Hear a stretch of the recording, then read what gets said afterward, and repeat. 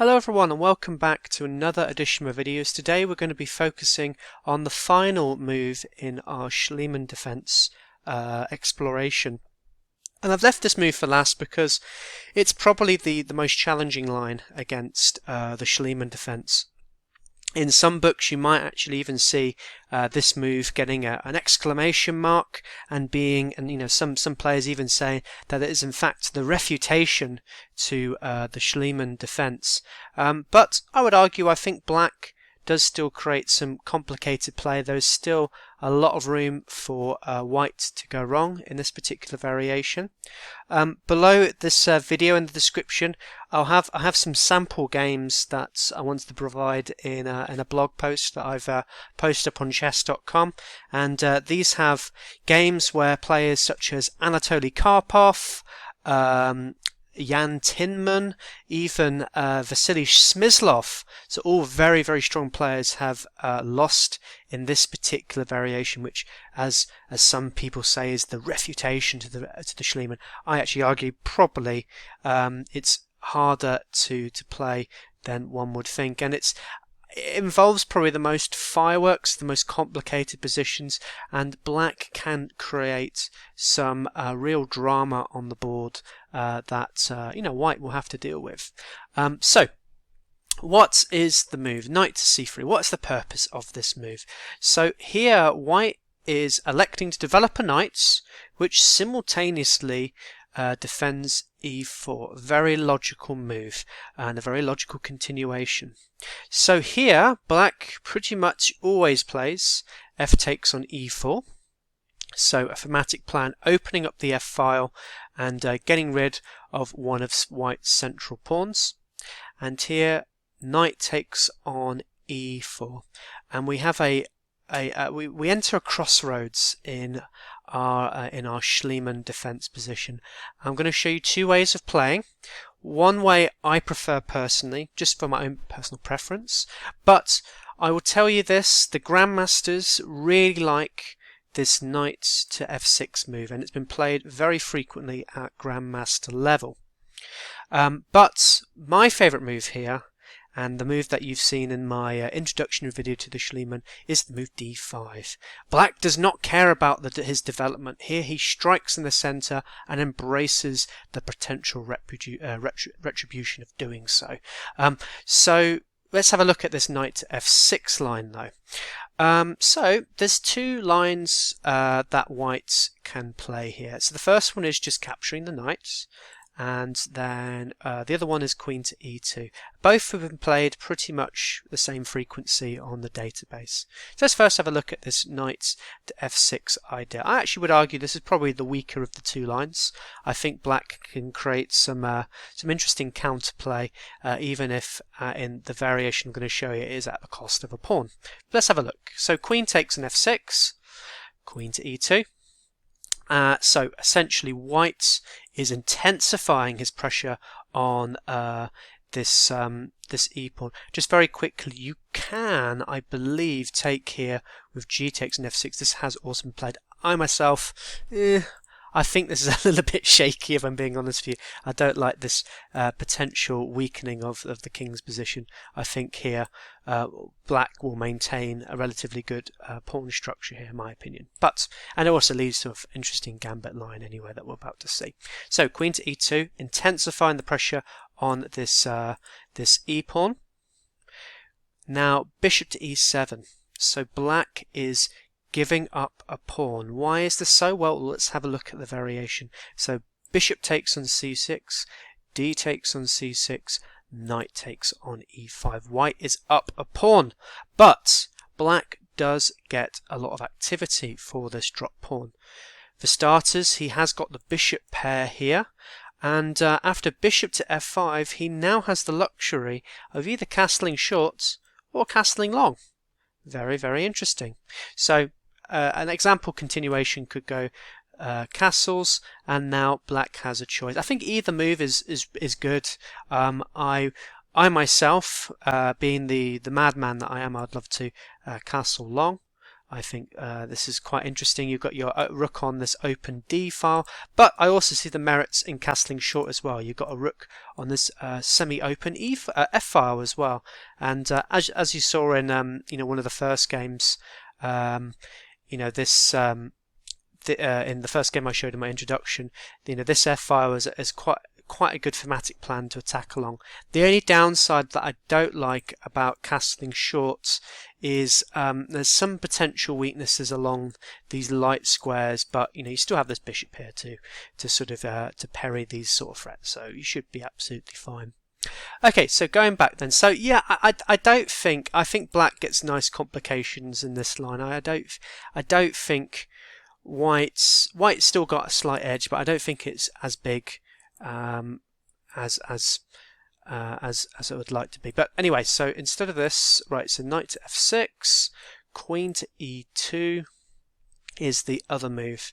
And I think this move is a little bit trickier. I think black gets some positional problems in this particular line that he has to try and solve. So here the main line continues d5. Black needs to strike in the center. It's very important that we do so, as if we don't play actively, we're just going to get squashed in this variation. Notice white has got such good superior development here, so we need to have some sorts of plus in our position to be able to survive this. So knight takes on f6 is the main move, and then g takes on f6. So I'll be honest with you, I don't like this particular pawn structure. It's very, very loosening, but in actual fact, in some of the lines, black is still relatively safe in this, and black has got a nice big center to play with here. So the main line in this particular variation is can do d4. White wants to try and open up the center because this black king is stuck in the center. He would really like to sort of blast everything open, create some complications, and start attacking the black king. Here, bishop to g7 is the most popular move, so getting ready to castle, but also defending this pawn chain here. D takes an e5. Castles has been played, so again another interesting pawn sacrifice here. E takes an f6 doesn't really work all that well after queen takes here. In actual fact, black is getting quite active in this position, and white needs to now do something about his undeveloped pieces here. So going back, e6 is the most popular move, as is also bishop takes on c6. Both moves very good.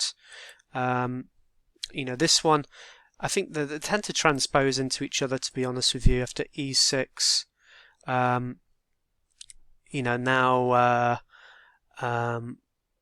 the difference, I guess, in this line is now knight to e5 to sort of block this communication between the pieces, and then look to then recapture this pawn. Bishop to f4, queen to d6, castles, and then bishop takes. So eventually you capture the bishop. I'll be honest with you, it's not a line I like the look of. The pawn structure is just a little bit shaky in my opinion, although it fits with the theme of the Schliemann. We're going to get this dodgy pawn structure, but we get some dynamic chances and dynamic play for this bad pawn structure, so I guess it's not really the end of the world. But going back, the other move is bishop here after b takes and then e6. The difference here is we don't have the luxury of playing this knight here, but the downside for white is he's given up his bishop pair, so I guess that's an interesting trade-off to have to contend with. In actual fact, he won't be able to hold on to this pawn. Rook takes on e6, queen to d3. I think black is doing okay in this position. Again, he's got a very dodgy pawn structure to have to play with, but he still gets some interesting dynamic chances to play with as well. Okay, so that is the main line. So this is what the grandmasters play, this is what they enjoy playing, but we're not grandmasters here in this particular, people watching this video, you're not all grandmasters, you're all club players, you love playing for crazy dynamic things, and what can be more dynamic and crazy than this D5 line? What an interesting move. We saw it in the introduction. White here will often opt for this this knight sacrifice here. Well, not really a sacrifice, it's going to get the material back. I will say there is two other moves that have been played.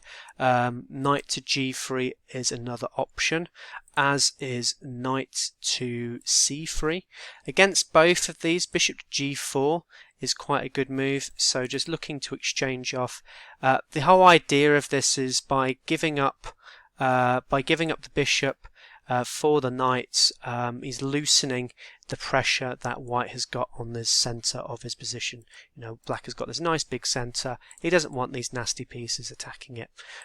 So similarly, I think this is more popular, this move. After bishop to g4, h3 captures, queen captures, knight to f6. We now got this nice big center to play with, and well, there are some interesting games. I'll link you, as I say, to the chess blog. Karpov played this on the white side.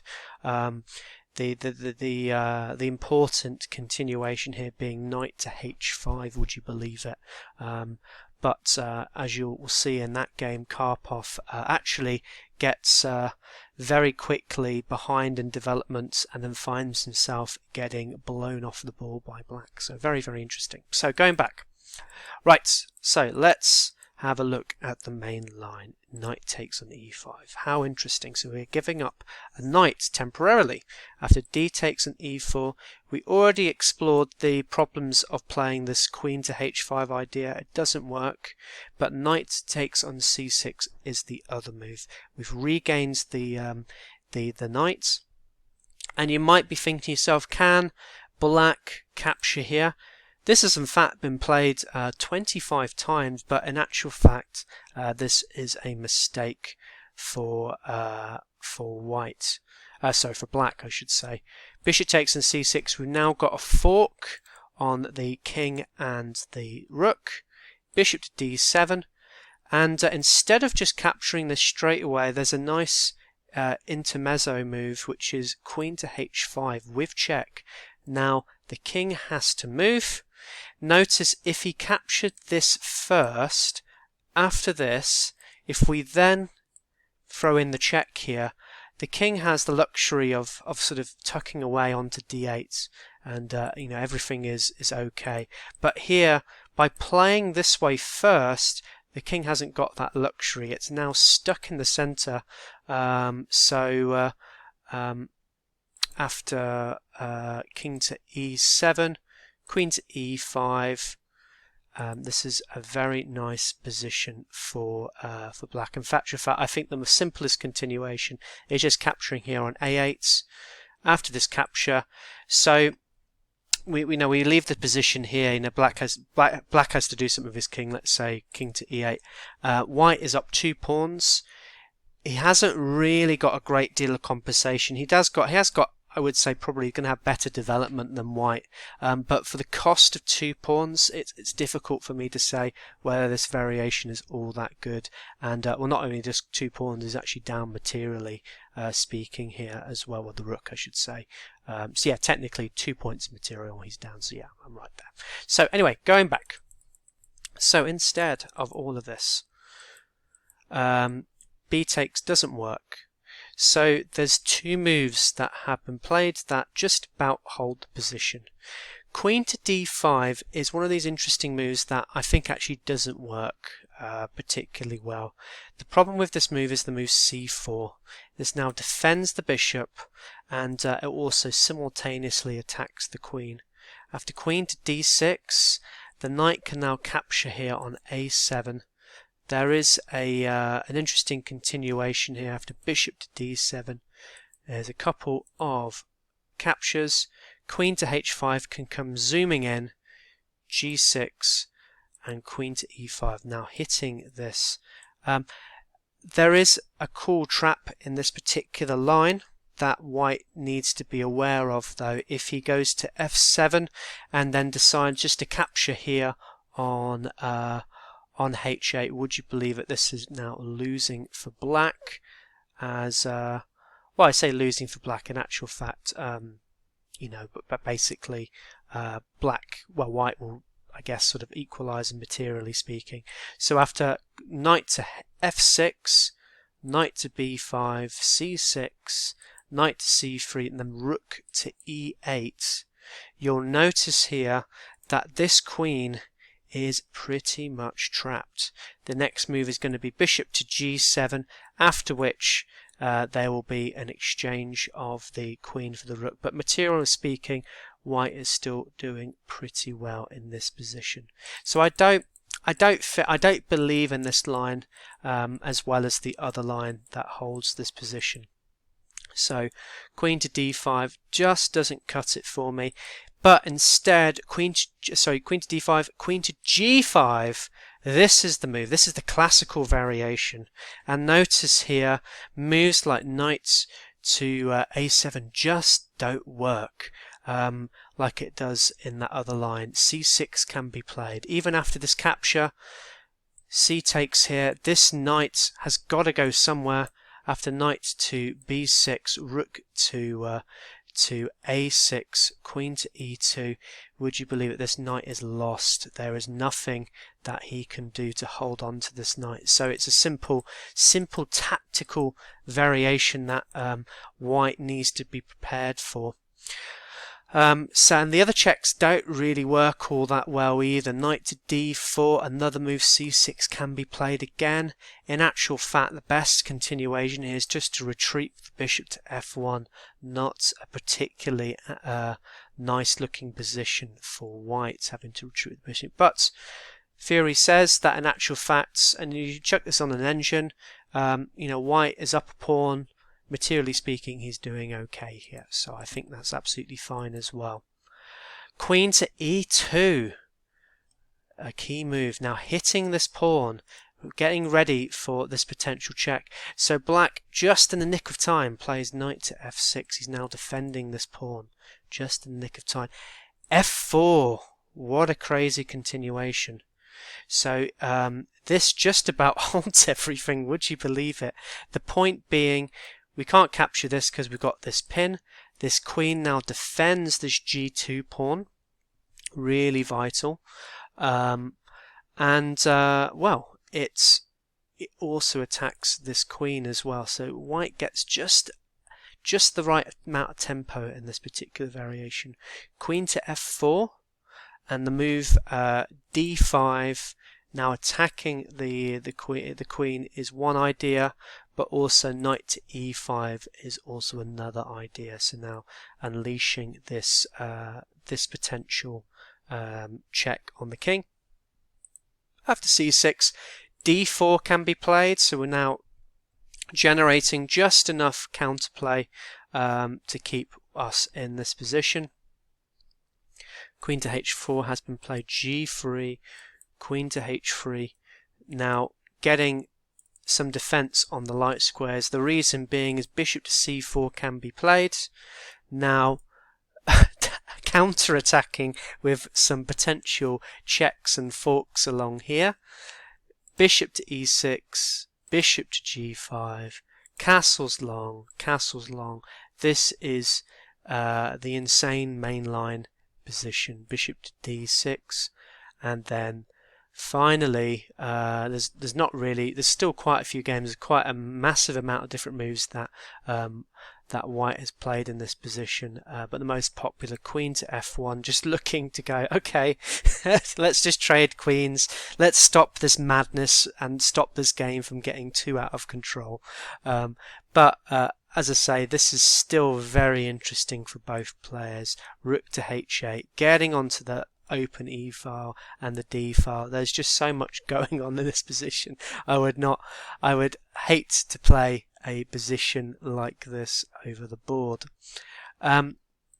So lots of craziness in that particular line, and just goes to show just some of the the really interesting variations in this position. So queen to g5, queen to e2. I'm going to show you a game now. This is played between two masters.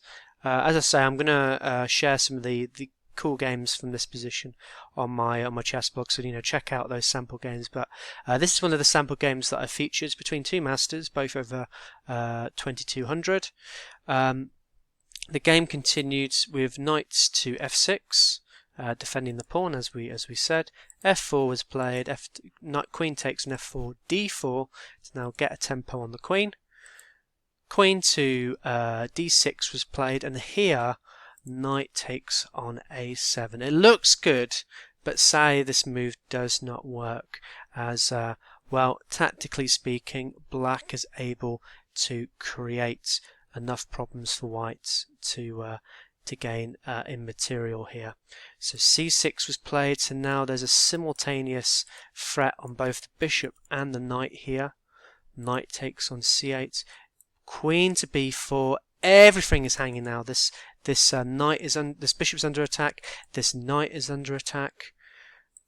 Bishop came to d2, so now hitting the queen, but the queen just captured here on b5. Sorry. c4 was played, hitting the queen again, but queen took on b2, and suddenly this knight is still trapped over here, and there's not a whole lot that white can do about this. He, in actual fact, after he just castles here, he just says, what, I'm going to lose this knight. There's nothing I can do about it. If he tries something else, let's say knight tries to struggle out with a move like this, well, obviously this rook is under attack, so we have to castle here first. By castling first, he just loses the whole knight here. So black ends up 3 points up in material, and he hasn't really got any counterplay for it. Queen came to e3. White tries to play on in this position, but in the end, black is able to just simplify the position off here. He tries to create some cheapo tactics on this rook, but castles, everything is defended. All his pieces are working together now. Bishop to e3. Bishop to d2, now looking to exchange off. When you're ahead in position, you should always look to exchange off pieces. Rook f to b1, queen to c3, white just resigned. He is simply losing in this position. He is down materially. This bishop is going to fall any minute, and, well, there is not really a whole lot that black can play for in this position. And this result, white resigned. So I guess that kind of concludes some of the craziness that is the knight c3 line. As I say, it is a particularly fiery variation that white can enter into. By no means, white has got some interesting variations. There are, I would say, maybe some variations where white can get a good edge in the position, but black still can create some complications for white to try and deal with. You're seeing here there's just a lot of craziness on the board. It's very murky positions, very complicated continuations, and even if the most well prepped, well booked up player will probably struggle in these lines. As I say, in my sample games I've shown in the blog, we've got some of the best players in the world falling victim to the Schliemann defense. It is clearly not an opening that is easily refuted or goes down without giving a massive fight to white. Anyway, in any case, I hope you enjoyed these set of videos on the Schliemann defense. If you managed to make it to the end of the video, I'd love for you to be able to give me a thumbs up for the video if you enjoyed this series. If you haven't already, make sure you subscribe to the channel. And as I say, do check out some of the sample games that are provided in the description below. Thank you for watching, and I'll see you soon. Take care.